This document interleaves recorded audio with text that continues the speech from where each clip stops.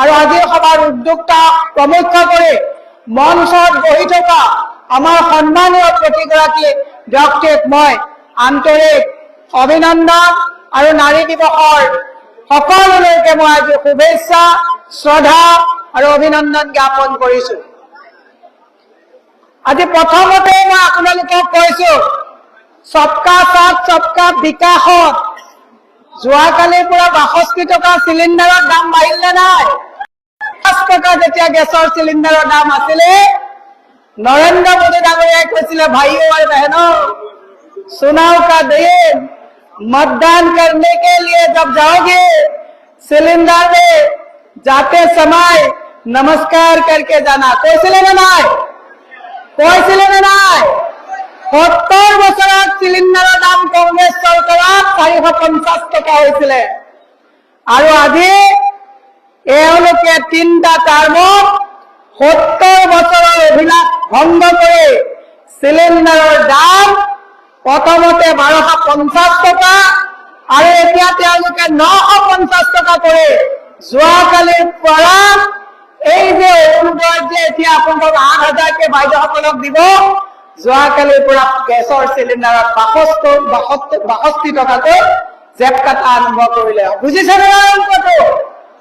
আজি নাৰী দিৱসৰ দিনা মই আজি ইয়াৰ পৰা আপোনালোকক এটা কথা কব বিচাৰিছো, এহাতে দিছে এহাতে জেপ কাটিছে। কেনেকে দিছে আৰু কেনেকে জেপ কাটিছে মই কম, বাকী তিৰ্কি ডাঙৰীয়া গৌৰৱ গগৈ ডাঙৰীয়াই কব। মই আপোনালোকক কৈছো ১২৫০ টকা যে মাহিলী দিছে, দৈনিক ১২৫০ টকাক ৩০ দিনেৰে হৰণ কৰিলে দৈনিক এগৰাকী মহিলাই ৪১ টকা পায়, হয় নে নহয়? আৰু সেই ৪১ টকাৰ বিপৰীতে এই চৰকাৰে ১২০০ টকা দিবৰ কাৰণে চৰকাৰী যে ঋণৰ বোজা লৈছে, চৰকাৰৰ ম্যাদ আছে আৰু মাত্ৰ ৩০ দিন। চৰকাৰে যোৱাকালিও ৯০০ কোটি টকা ধাৰৰ কাৰণে তেওঁলোকে ৰিজাৰ্ভ বেংকত তেওঁলোকে খতিয়ান দিছে, আকৌ ধাৰ ল'ব। আৰু এই ধাৰৰ বোজা ধাৰ মাৰিবৰ কাৰণে যোৱাকালি চিলিণ্ডাৰৰ দাম বৃদ্ধি কৰিলে নৰেন্দ্ৰ মোদী ডাঙৰীয়া। আজি যেতিয়া ১৫ দিন আগত অসমলৈ আহিছিলে এই এয়াৰপোৰ্ট মুকলি কৰিবৰ কাৰণে, তেতিয়া কি কলে যে मैं आसाम की भाइयों और बहनों को बधाई देता हूं क्योंकि स्मार्ट मीटर मेरे पूरा इंडिया में आसाम में ज्यादा स्मार्ट मीटर मैंने लागू कर दिया। आप लोगों को उसका मतलब क्या है? जो অসমৰ মানুহক স্মাৰ্ট মিটাৰৰ জৰিয়তে ৰাম ঠগন আৰু লুণ্ঠন দিয়া তেওঁলোকে যিটো কাম কৰিলে, ইয়াৰ উত্তৰ আপোনালোকে ইভিএমত এবাৰ দিব লাগিব। দিব নে নিদিব?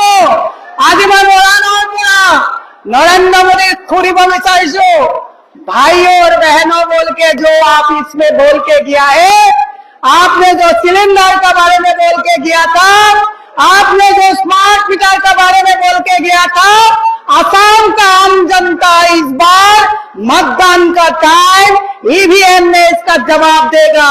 देगा कि नहीं देगा? विवादे नहीं दिए।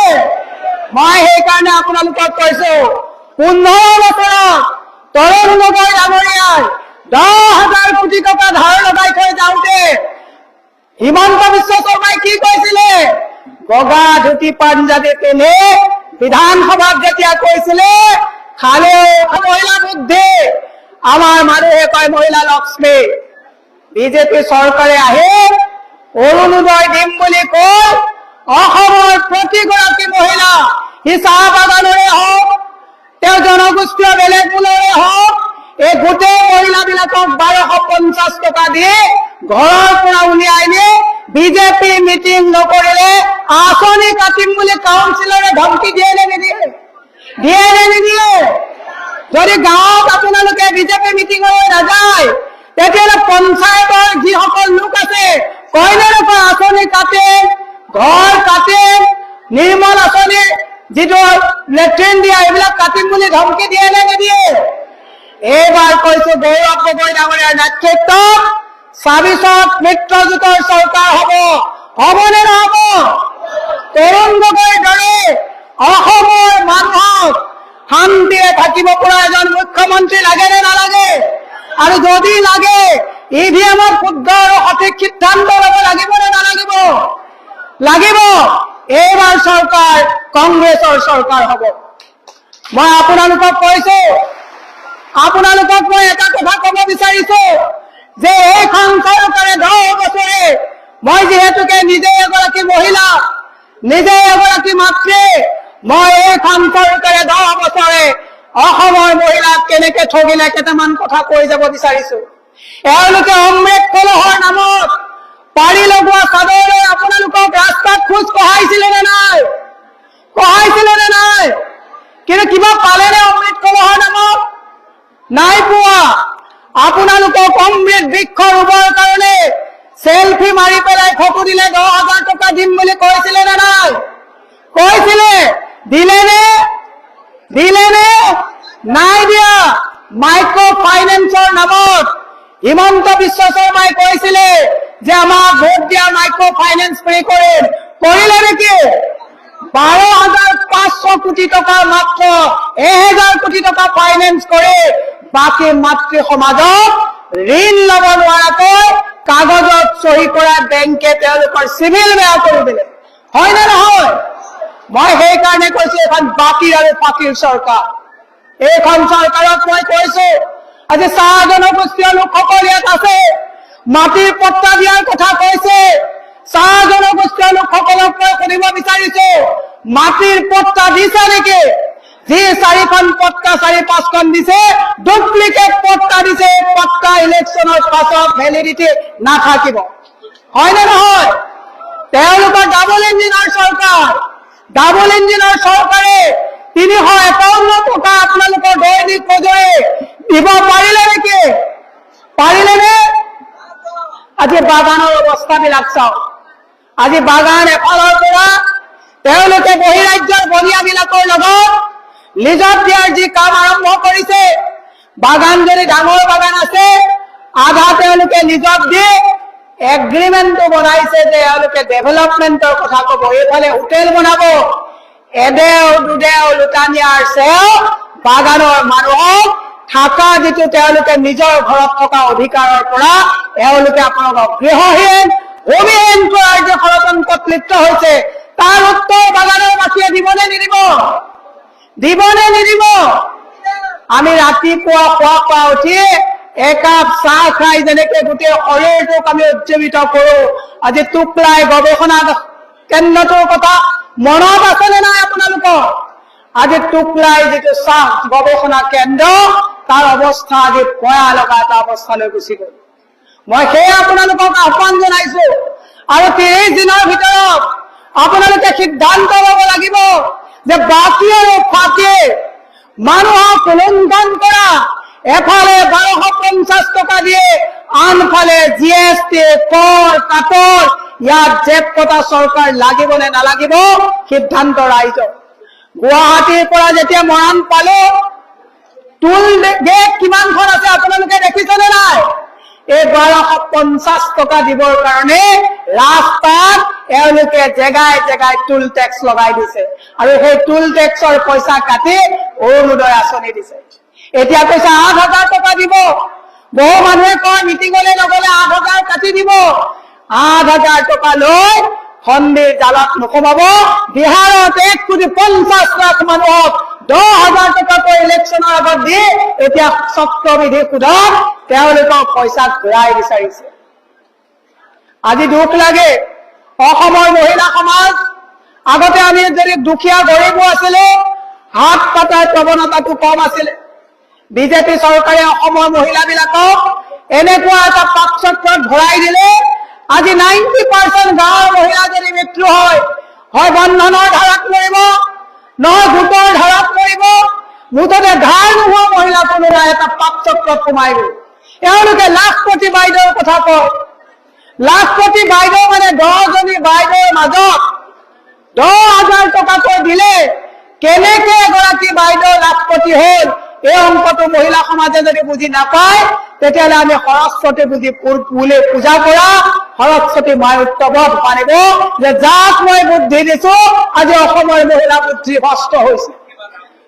মই সেইকাৰণে আপোনালোকক আহ্বান জনাইছো যে আমি এনেকুৱা এজন নেতাৰ নেতৃত্বত নিৰ্বাচনত প্ৰতিদ্বন্দ্বিতা কৰিবলৈ গৈ আছো, যিজন নেতৃত্বৰ এটা বিশাল অসমক লৈ এটা চিন্তা আছে, দৰ্শন আছে। আমি গৌৰৱ গগৈ ডাঙৰীয়াৰ নেতৃত্বত ইয়াত থকা প্ৰতিজন আমাৰ প্ৰাৰ্থী দলে নিশ্চয় সকলোকে ভাল প্ৰাৰ্থী দিছে আৰু দিব। আপোনালোকে বিপুল ভোটত জয়যুক্ত কৰি এইবাৰ তেখেতক মুখ্যমন্ত্ৰী বনোৱাৰ ক্ষেত্ৰত আপোনালোকে কাণ্ডাৰী হিচাপে কাম কৰিব লাগিব। সেয়ে মই বেছি দীঘলীয়া নকৰো।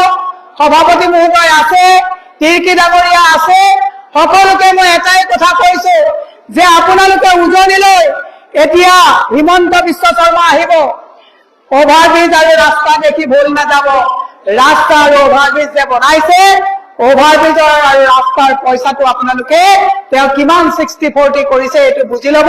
এই বাগানৰ মাটিবিলাক এফালৰ পৰা হিমন্ত বিশ্ব শৰ্মাৰ পত্নীয়ে আত্মসাৎ কৰা আৰম্ভণি কৰিছে আৰু নাম ল'বলৈ ভয়, কেছ দি দিয়ে, মানহানি গোচৰ দি দিয়ে। এইবোৰ কথা মই আপোনালোকক আজি কলো যে আপোনালোকে এতিয়া সঠিক এটা সিদ্ধান্ত লৈ আপোনালোকে যুঁজিব পাৰিবনে নোৱাৰিব? পাৰিবনে? আমি জিকিম, আমি যুঁজিম আৰু আমি জিকিম। সেইকাৰণে আপোনালোকক সকলোকে নিৰ্বাচনত আজিৰ পৰাই কঁকালত টঙালি টানি আঁচনি অৰুণোদয়, কংগ্ৰেছৰ চৰকাৰ আহিলেও আঁচনি চলি থাকিব। কংগ্ৰেছৰ দিনত কল্পতৰু আঁচনি আছিলে নে নাই? কংগ্ৰেছৰ দিনত আইজনী মাজনী আঁচনি আছিলে নে নাই? কংগ্ৰেছৰ দিনত বৃদ্ধ পেঞ্চন আছিলে নে নাই? কংগ্ৰেছৰ দিনত আঁচনিও আছিল, পাকঘৰত কম টকাত আমি বস্তুও পাইছিলো। কংগ্ৰেছৰ দিনত আঁঠুৱা সূতা কম্বল বুলি আমাক হাঁহিছিলে। কংগ্ৰেছৰ দিনত কেৱল আঁঠুৱা কম্বল সূতা দিয়া নাছিলে, হাঁহ, মুৰ্গী, গাহৰি, গৰু এইবিলাক দি মহিলাসকলক স্বাৱলম্বী অৰ্থনৈতিকভাৱে হোৱাৰ এটা ব্যৱস্থা দিছিলে। আৰু বিজেপি চৰকাৰ আহি 1250 টকা দিয়ে মহিলাসকলক ভয় আৰু ভীতিগ্ৰস্ত কৰি ৰাখিছে। আজি তাৰিখত দেখিলে, সিদিনা আপোনালোকে মুখ্যমন্ত্ৰীৰ আশীৰ্বাদ যাত্ৰাত বুলডোজাৰ এক্সকেভেটৰ লৈ ফুল ছটিয়াইছে। ইয়াৰ অৰ্থটোতো হৈছে কি যে উচ্ছেদৰ কাৰণে, বাগানৰ মানুহক উচ্ছেদ কৰিবৰ কাৰণে, পাহাৰত থকা মানুহসকলক উচ্ছেদ কৰিবৰ কাৰণে এওঁলোকে ইতিমধ্যে ষড়যন্ত্ৰ কৰি এওঁলোকে বুলডোজাৰ আৰু এক্সকেভেটৰ তেওঁলোকে তাত ৰেডি কৰিছে। আমি সকলোৱে আজি সংকল্প লৈ আহোঁ যে এখন অসম, এখন ইউপি আৰু বিহাৰ নহয়, অসমত অসমীয়াত্ব চলিব, অসমত জাতি জনগোষ্ঠীৰ কথা চলিব।